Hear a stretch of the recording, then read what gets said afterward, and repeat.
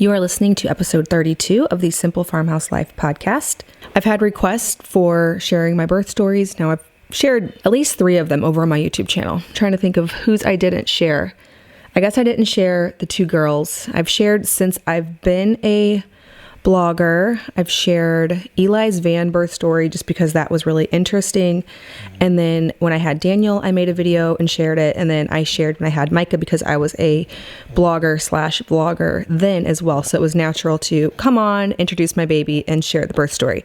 But I never have shared the kids before that. I think I shared Jude's, which was another home birth, on my blog, but not on my YouTube channel. And then the girls, they are 9 and 11 currently. I don't believe I've ever shared that in any form. Now, of course, it's very much in my brain. Births are very unforgettable. Most details are there. And so I remember them, but I never did put them down on pen and paper or in a video style format. My name is Lisa, mom of 6 and creator of the blog and YouTube channel Farmhouse on Boone. Join me as I share with you my love for creating a handmade home from scratch cooking and a little mom and entrepreneur life along the way. I'm going to try my absolute best in this to not say anything controversial. I'm the worst about that because I do have opinions about things, but I try to stay really politically correct and medically correct, if that's the right word for this, because I hate ruffling feathers. I don't know what Enneagram that makes me or Myers-Briggs, but when people send me hateful emails about things, I melt. I hate that kind of thing. I don't want anybody to find me to be a person that would want to argue or share anything that's going to make you upset. That is one of my biggest fears. So that is why I have such a hard time sharing anything juicy, because I know that the moment I share something even remotely controversial, I'm going to get emails and messages, and I hate that. I mean, I get messages on paint color and so many ridiculous, stupid things that are hateful and mean. So I can't imagine if I actually shared something controversial like my choice to have home births. I mean, whenever I announced my pregnancy with Daniel, I got legit hate emails about overpopulating the world when I was in my first trimester of pregnancy. So anyways, I know none of you are going to do that. Come on, you're not. But nonetheless, I find this topic scary and quite uncomfortable, and you can tell. But I'm going to share it anyway because my first birth experience was in the hospital and it wasn't the best, and it could have been avoided if I had done a little bit of research on birth. Now, interestingly enough, I did do a podcast interview recently with the Down to Birth podcast, and I was able to get a little bit more confrontational over there. Not confrontational, that's not the right word, but express a little bit more of my opinions, mostly because I wasn't worried about anybody emailing me. I just don't want to deal with it. It's the same reason why I set my raw milk video on YouTube to private. It was my most disliked video, which still I think the like percentage was not even that bad, but it was by far the most disliked video. It's something that we've been doing for 10 years at this point of drinking raw milk. And I am 100% confident in my decision. It's done nothing but good things for our health. And I set that video to private because I got scared of all the trolls who told me that basically it was the worst decision ever and we're going to die. Anyways, that is where I'm coming from. So let's dive into it. My first daughter, Ruthie, this could get long. She was born almost 12 years ago. No, 11 and a half years ago at this point. I was just 23. I'd turned 23 the month after, the month before I had her. I was very naive to anything pertaining to having babies. I hadn't done any research.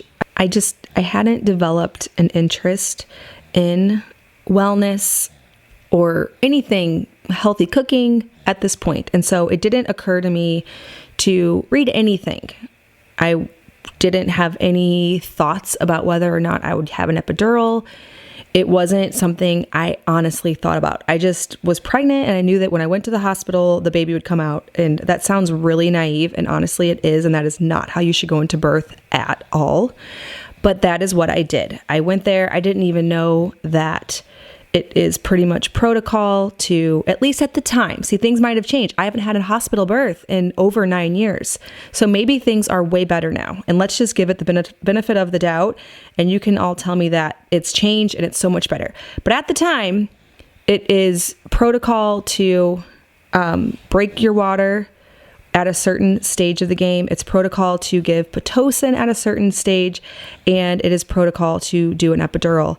And I couldn't have even told you up until this point what Pitocin was. That is how little I knew about it. So on my due date, I was still pregnant. She was due on our anniversary, December 15th. At this time too, I did not know that people could go past their due date. That sounds so stupid now to me. But at the time, I fully assumed she'd be born before that. I didn't think that you could go past your due date. And now I know, because of midwife studies, that the real length of pregnancy is actually 41 weeks. It is not 40. If they study the average pregnancy and it's 41, and interestingly enough, that is exactly 9 months, because when you're 41 weeks pregnant, it's counted from the date of your last period. So you're really 39 weeks pregnant. And if you put it into your calculator, 39 weeks is 9 months. So it's weird, in my opinion, that we say pregnancy is 40 weeks when if you let it go without inductions, the average would fall around 41. This was nothing. I knew nothing about this at the time. I have a weird pet peeve. And if you are my sister or one of my good friends, you're about to roll your eyes. But I have a really weird pet peeve when people say that pregnancy is 10 months. They say, well, you're pregnant 40 weeks and 40 divided by 4 is 10. Yes, except for that. Months have 28 days. So anyways, pregnancy is actually, if it's 40 weeks, you're pregnant 38 weeks. That is actually 1 week less than 9 months. So it's not even a full 9 if we're counting at 40. Okay, so way off topic, but I went into labor the day after my due date when I was 40 weeks and 1 day pregnant. Now, to me, that almost sounds early. I cannot believe I went into labor that early. I started having contractions every, I believe it was 10 minutes, and they were in the middle of the night, probably somewhere around midnight. So I want to say that this was like midnight-ish on the 16th of December. And I got up and I had a what to expect when you're expecting book. Yeah, that was the extent of my pregnancy library. And I was reading on there what contractions felt like. I did not have Google at the time because we didn't have internet in our house. And they described it as a wave starting in the back and radiating to the front. And that was exactly what I was experiencing. I started timing them. They were every 10 minutes apart, but they never got really any closer. So I knew that we could hang tight. So in the morning, Luke went to work. He has to be there at 7. And I just kept having contractions all day. When he got home at lunch, they hadn't picked up a lot, but I believe they were maybe like 6 or 7 minutes apart. And I told him I really didn't want him to go back to work because we should probably go. Looking back, if I had known the signposts that they talk about in the Bradley childbirth method book, which I love, I would have known that it wasn't really time to go yet, but I didn't. And I was really worried about not making it. And this is my first baby. I don't know what to expect. So we get there and they check me and I'm a 4, which the day before, I think it was the day before, maybe 2 days before, it was really recent around my due date. They checked me and I was 0. And so they told me, you're not going to go into labor. You are nothing. But I went into labor and I got to a 4. So I know I was in labor because I had been 0 the day before. It wasn't like I was walking around a 4. The contractions were what got me to the 4. So they brought me in and then they hooked me up to Pitocin. I had no clue, why they would do that because I was already in labor, but it didn't matter to me at the time. Around 6, I believe they broke my water to speed it up even more. Now, granted, we hadn't been there very long because the whole I probably got there around 3 in the afternoon and I had her around 10 p.m. So the whole process definitely wasn't long, but we were right away speeding it up. Well, around, I believe it was maybe a 7, I got the epidural. I don't remember, I did not have significant pain. I wasn't begging and screaming for it or anything like that, but it was just time to get the epidural. They were like, do you want the epidural? And I said, yes, I'll have the epidural. Yes, that is the next step. And so they gave me the epidural and then the chaos started. The thing about this birth story is I feel like I've heard it 100 times, like the same one, where the mom ends up having Pitocin, the water broke, the epidural, and then suddenly the heart rate starts dropping and things start going crazy, and then there's a C-section. So that is almost what happened. We didn't have a C-section, but her heart rate started dropping down to in the, I believe it was the 20s, not the 120s. I really think I'm remembering that right. It was very, very low, scary low. They made me turn on my side because they said that if I turned on my side, her heart rate was keeping up better whenever I was on my side. And so that made all the epidural pool on one side, and I was experiencing all the same labor pain without the epidural. And I wasn't prepared for that because I had not prepared for my labor. And so I did not know how to cope with that amount of pain. And so I was all hooked up to all these monitors and these IVs, and now I'm experiencing legit labor pain. And so I started panicking and I started getting really freaked out. I did not know that this is how a lot of hospital births go. So I thought, like, I'm the one whose baby is going to actually die here. I didn't know that. I had never heard a birth story. I didn't know anything about it. So to me, this was like an exception. This was really bad. And she was going to die. They put an oxygen mask on me because I started getting white. I was freaking out. My mom was freaking out. Everybody in the room just looked frazzled. So it wasn't long after I was saying lots of prayers, I got all the way to a 10, and we decided that I wouldn't have to go in for a C-section. They were talking about it. They were like, okay, this can't go on much longer. And I was signing the papers for the C-section, and then he checked me and he was like, you know what, you're a 10. So they did a big ol' episiotomy and they pulled her out with forceps. She had a massive cone head. I couldn't sit down for 2 or 3 weeks because of all the stitches. I mean, it was very painful. It was after recovering from all of that I started to wonder if that's how it had to go. Now, I didn't do any more research just yet, but once I got pregnant with baby number 2, she came along. I believe Ruthie was around 14 months when I got pregnant with her because they're 23 months apart. I was still nursing at the time. But whenever Johanna became a thing, I started getting into researching this birth thing. I knew that, well, I didn't know, but I figured or I wondered or suspected that it didn't have to be the way that it was with Ruthie, because I've heard women, there was a particular woman at my church at the time. She had 12 kids. She had them all at home, and she claimed that she liked birth. I am still not at that point personally, but it intrigued me. What about the experience that you had made you say that you actually like it? So I talked to her and I asked her to sit down with me and actually explain to me what she was talking about and why. And she did. We met up and she introduced me to the book, it's called Natural Childbirth, The Bradley Way by Susan McCutcheon. And I have it linked in my Amazon shop. If you want to support Farmhouse on Boone, if you're going to buy this book, go to amazon.com/shop/Farmhouse on Boone. I have all of the books I own in a books category on there on my shop, and you can click on that because, I referred you to it. That book was a game changer, and I took it really seriously. So she said, you have to get this book and you have to actually do all of the practice in it. You can't just get the book, read it, and be like, yeah, I'm good. There are exercises in it where you practice relaxation. You put yourself into this deep relaxation mode where from your head all the way down to your toes, you're conscious of each muscle and you release the tension. And that sounds really, I don't know what the word is for it, hippie, woo-woo, whatever people call it. And I am so not like that.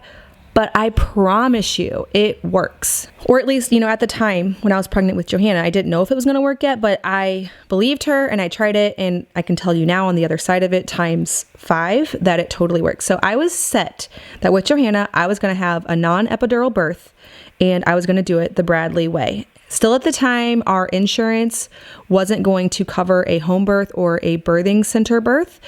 And I didn't want to incur the extra expense of having a home birth because at the time the budget was really tight. I didn't want to spend any extra money on having a home birth. And now I still would I mean, it's hard to say if I could convince myself to spend the extra money, but a midwife-led birth is going to be more likely to result in a natural birth, but it did work out for me. So here's what happened. I practiced the book my whole pregnancy, and we ended up having a scare of her having IUGR, which is intrauterine growth restriction. She measured really small, so my uterus never seemed to grow. And around 38 weeks, I came in for a prenatal ultrasound, or not ultrasound, but a non-stress test. And they decided to send me straight over to the hospital in St. Louis for an induction. I was very bummed because I thought that, I was going to do this all natural. I had prepared. I drank red raspberry leaf tea by the gallon my entire pregnancy because I wanted to strengthen and tone my uterus to have this natural birth experience.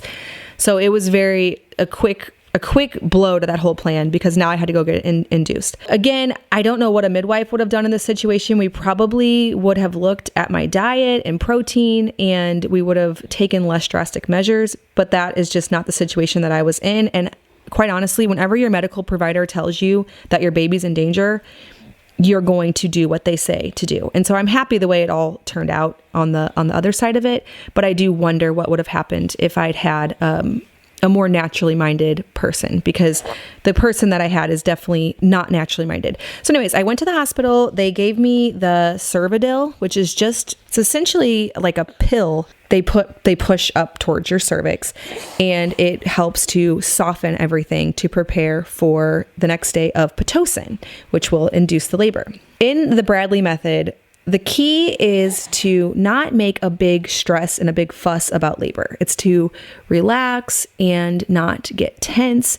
And so my way that I was planning to deal with that was to not really invite nurses in for constant checks and looking at the contractions. I wanted to avoid all of that. It actually worked out really in my favor because my body, when the Cervidil came in, instantly decided to go into labor. I mean, it pushed me into labor so fast. But the nurses, they hooked me up to the contraction monitor, they hooked me up to the heart rate thing, but they left and said, good night. We'll see you in the morning. We'll give you the Pitocin then. But I actually went into labor, and they didn't come back in to check on me because they assumed that I was sleeping. And I started having these really strong contractions. I was doing my Bradley method. It wasn't ideal because I was all hooked up, but I was still able to fully relax myself and manage the contractions actually quite well.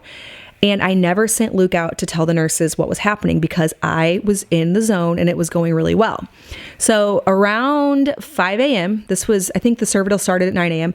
Around 9 p.m., but around 5 a.m., I sent Luke out to get them because I had to push. When he went out, he yelled, "My wife has to push." They were like, "What? You're not the lady in that room because she's sleeping with the Cervidil and we're going to induce her in the morning." And when they came in, it was like the house doctor. It was not my OBGYN because they had no clue I was in labor and I wasn't planning to tell them. I basically wanted to have like my little home birth at the hospital. Johanna was born really quickly. After that, they came in. The house doctor barely made it. She was sunny side up or posterior, which means that I did need some stitches, but nothing too bad. And it was a night and day different experience from Ruthie. Now, after Johanna, I decided that I wanted to venture out into the midwife-led birth. I liked the way hers had gone, but I also, I didn't have any other interventions besides the Cervidil, no epidural, no water breaking, no antibiotics. It was all very non-medically managed, but I still wondered what was something I could have done to help with this IUGR. Maybe we should have looked at things throughout the pregnancy. I wanted a more holistic approach. Also, this is something I didn't think about at the time, but there's a reason why she was face up. Ruthie, I forgot to mention, was also face up. But then all of my midwife-led births were not. And I think that we addressed positioning with the midwives, and it was something we actually talked about. Whereas with the OBGYNs, I never had any clue that they were in a bad position. They never felt my uterus to decide, which way the baby's head was facing. That was a constant discussion point with midwives with my other births. It was something that we were very focused on. And it was important all throughout the pregnancy to know what their position was because it leads to an optimal birth. It's just a really important thing to discuss that was completely left out of the equation with the first 2 births. So with Eli, I contacted a birthing center in our area, and I had all of my prenatal visits with a midwife, fully planned to go into the birthing center. Now, if you've watched my YouTube video, you know what happened with him. At 41 weeks, I was still pregnant. And I was very surprised by that because I had my first daughter just a day or 2 after her due date. And then the second daughter was induced at 38 weeks, but she came so fast and easily, I had myself convinced that she was going to come early anyway. But this time I had a true 41 week and 1 day pregnancy. My contractions started around 5 p.m. They were very sporadic and irregular. But around, I believe it was 10 p.m. and I could have my story a little bit off. You can go watch the YouTube video on this, or if you're on farmhouseonboone.com, if you search baby in the van, I have the whole story, and I actually wrote it closer to the time he was born, so the details are more accurate. But I decided to use the breast pump to induce labor.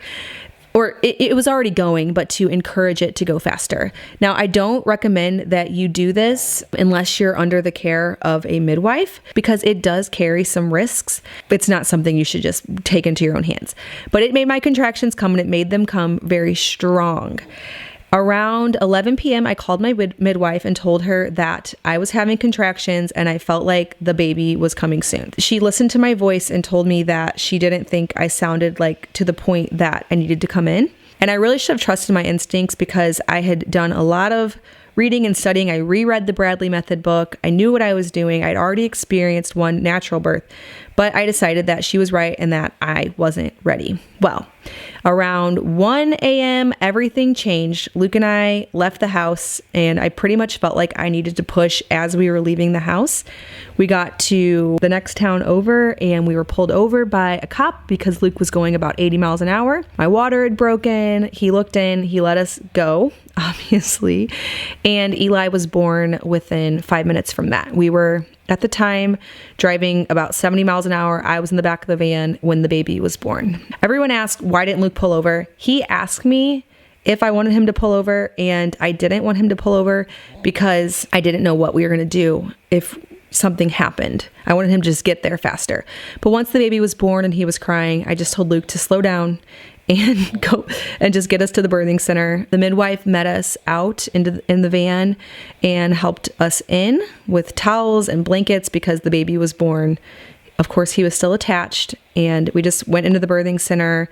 He nursed for quite a while before she delivered the placenta, cut the cord, and sent us back on our way. We were back home in our beds before the other kids woke up, the girls, and we had a baby in the van.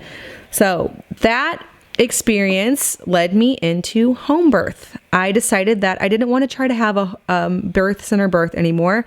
I loved the experience of working with the midwife. I felt like she was very knowledgeable. We took issues along the way and we found natural ways to work them out.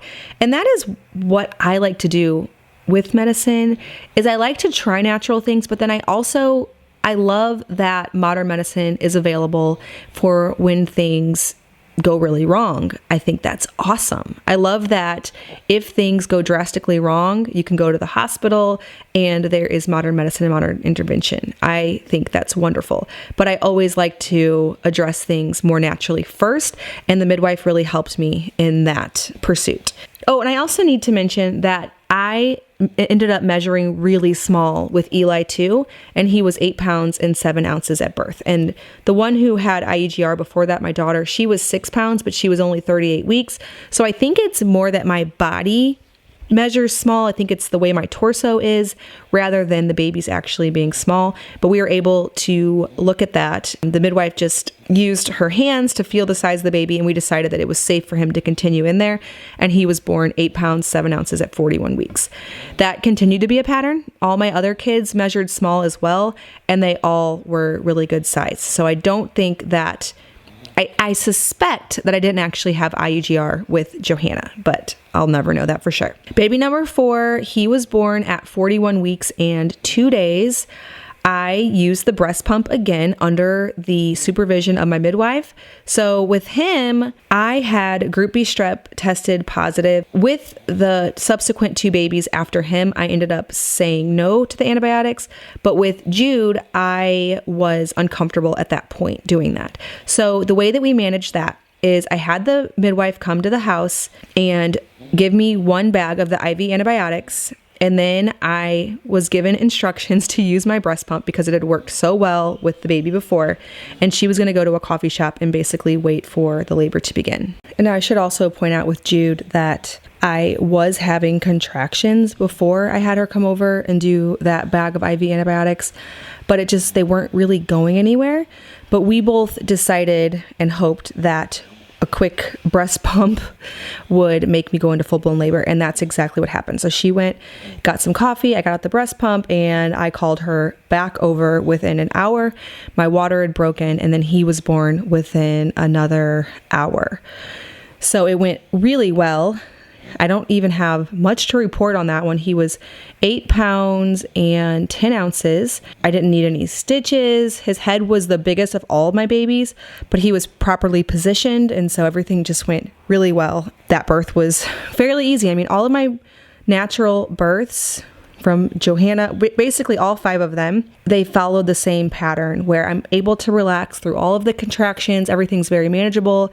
Transition is really difficult. And then the pushing phase is always pretty relieving. I mean, it has parts of it that aren't very ideal, but it's mostly a relief to be done with the contractions. Micah's story went similarly to the other 2 boys. He actually came I went into labor a day after my due date. So he was due on December 3rd. I went into labor on December 4th-ish. And he was born, let me think about this. Oh my gosh, I don't remember. Gosh, this is all running together now. Oh, I remember now. Okay, sorry. I went into labor 2 days after my due date. He was born on December 5th. I remember I went into labor around noon. I was making some videos No. Sorry. I went into labor the night before. I started having contractions the night before on December 4th. And then when I woke up, they kind of slowed down, and I was having them about every 20 minutes apart. And then around noonish, they started picking back up. I made a video for my YouTube channel, which is actually really fun that I have that video now, because whenever I watch it, I know that Micah was born within an hour or 2 after that. So if you're curious, it was the video where I was making cinnamon applesauce ornaments. It was a Christmas video, but I was having contractions during that video. I edited those out, of course, but between contractions, I was able to stay very calm and nothing was too painful or anything like that. Around 3:30 in the afternoon, Luke got home from work, and my mother-in-law used to come over once a week for us to go on a coffee date. And when she got there, prior to her coming there, I was still planning on going on the coffee date.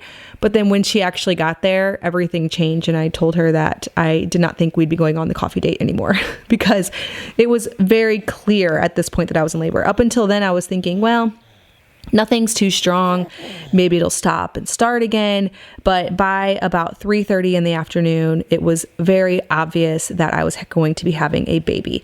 So I called my midwife and told her nothing urgent, but I do know that this is happening. This is the same midwife that I'd had for Eli and for Jude.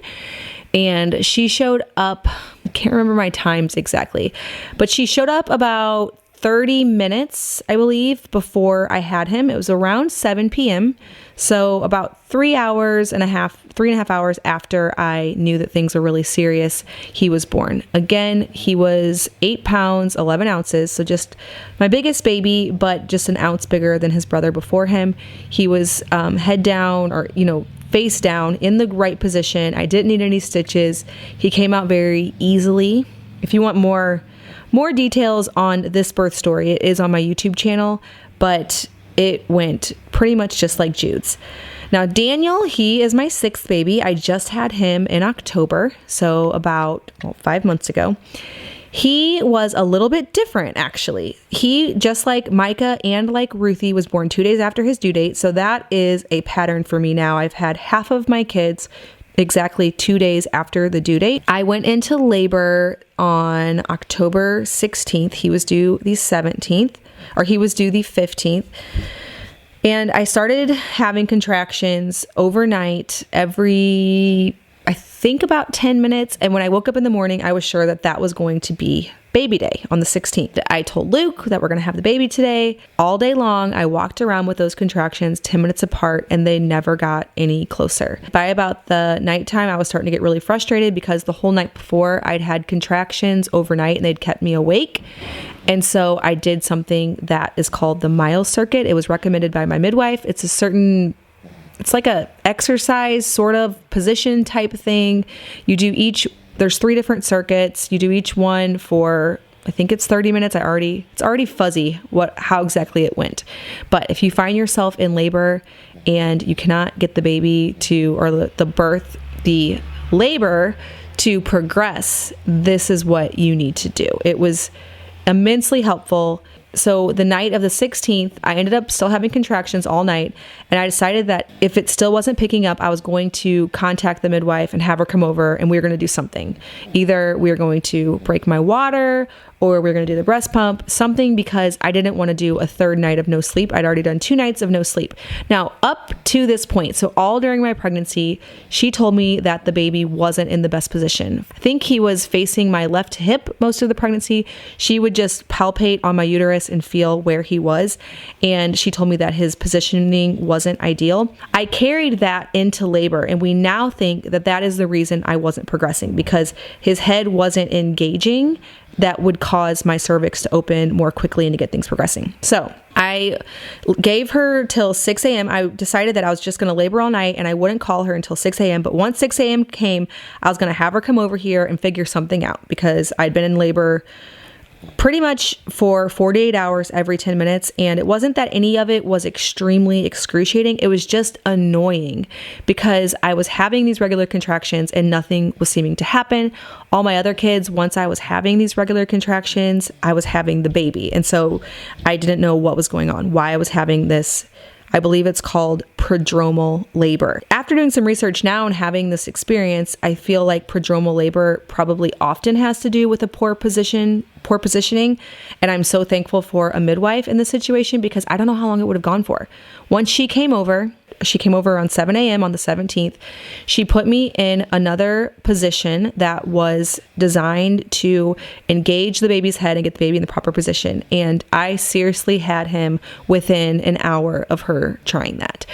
So she put me into this position. I had to labor in it. It was very uncomfortable. It wasn't my favorite thing, but it did get him in the proper position, and he was born so quickly. Now, when she first got there, I was a 6. All my other birth center midwife-led births, we never checked my dilation. So I only had my dilation checked with Ruthie, of course, because I just went along with everything. And then with Daniel, but only during labor, never during pregnancy. But she decided that since I'd been in labor for 48 hours, she just wanted to assess the situation. I was totally fine with it, and I was a 6. So we knew that I was in labor, but it was a little bit discouraging that I'd been in labor for 48 hours and I was only a 6. But again, I had him 30 minutes after that, after doing the positioning techniques that she told me. So I went from a 6 to a 10 really quickly. I had him in 2 pushes. He came out perfectly, no stitches, head down. All of that had worked wonders. So of course, I'm bent towards midwife care. I've had 6 labors, 6 births, and the ones that were managed in a more natural way just went so well and didn't have any of these scary moments. They were peaceful, and I knew what I was doing. The biggest key is for a mother to go in informed about the situation, not to just put all of your care and trust, or to put your own care and all of your trust into someone else, but to advocate for yourself and to educate yourself, understand the process, understand how it all works, understand how you can take care of yourself nutritionally, and how you can prepare your body and your mind for birth. That made so much more of a difference to me. And I think that is the culture of a midwife-led birth. They're very good at giving moms the confidence to do that kind of thing, to study and read and take more personal responsibility. That's just the culture of natural birth. And I think that's what I appreciate so much about it. And it makes sense to have moms involved in the process and not just turn yourself over like, yeah, do whatever to me get this baby out. But when you get educated and you take responsibility for it, that's where I found the biggest difference was in my birthing stories. I also want to point out, I forgot to mention this, but in Ruthie's situation, she came out with what is called a true knot in her cord. And that is where literally it's just like it sounds. She swam through her cord at some point during the pregnancy and made it to where when she was coming out, it was in a complete knot. And it's actually a rare occurrence. I did some Googling on it. So knotted umbilical cords or true knots occur roughly 1 in every 2,000 deliveries. That is what they told me was the cause for her dipping heart rate and all of the chaos in the birth. And again, everything went well. I have a healthy daughter. And so I am not saying that I thought that experience was terrible. I am happy it all turned out exactly how it did because I had a healthy baby. I had a vaginal birth, but I am the lucky weird one. Somehow it happened to me again. And my first home birth, my son Jude, he was born with a true knot. And whenever the midwife told me that he had a true knot, I was actually really skeptical that it was a rare thing because I'm like, well, it can't be that rare. It happened to me twice. And she said, no, truly, I never see this. It's very rare. And she was monitoring his heart rate. And she said that she could tell there were some decelerations during pushes and during contractions because that is what happens with true knots. And she monitored the situation closely, but she was never panicked. I was never panicked. And he was born without any problems whatsoever. He was pink. We don't really do APGAR scores at home births, but he probably would have passed with flying colors because he was perfect. So that is another scenario where I could have had a lot of fear about that. My midwife with Jude, what I like about her is she doesn't just throw all risks and cautions to the wind like, well, but we're home birth midwives. And so it'll all go perfectly fine no matter what. Definitely not. And that is not how my other midwife was that I had with Daniel either. They assess each risk. If you need medical intervention, they're the first ones to take you to the hospital. As we all know, the goal of a birth is healthy mom and healthy baby. But do a little bit of research if you're pregnant, if this is interesting to you, if you're going to have any more babies, into gut bacteria and vaginal births and why it is actually really important that babies are born vaginally.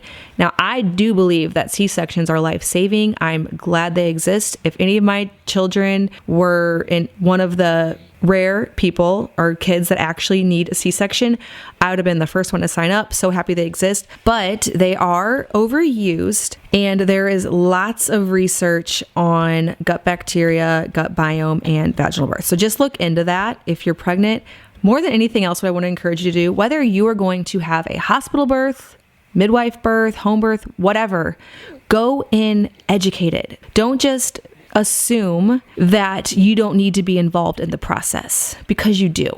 You are the one having the baby here. You are very much an integral part of the process. It's important to go into it with some knowledge. All right, well, I know this one got long, so I won't answer one of my random Instagram questions today. I'm thankful for all of my births. They all have taught me something, and they all brought me a precious little one, and they're all great experiences in their own ways. All right, well, thank you so much for listening to this episode of the Simple Farmhouse Life podcast. You can check out all of my birthing stories in depth if you're interested. Probably if you're pregnant, that'll be really interesting to you. If not, maybe it's just a little bit entertaining to hear them all recounted. I'll leave those down in the show notes, and I'll see you in episode 33 of the Simple Farmhouse Life podcast.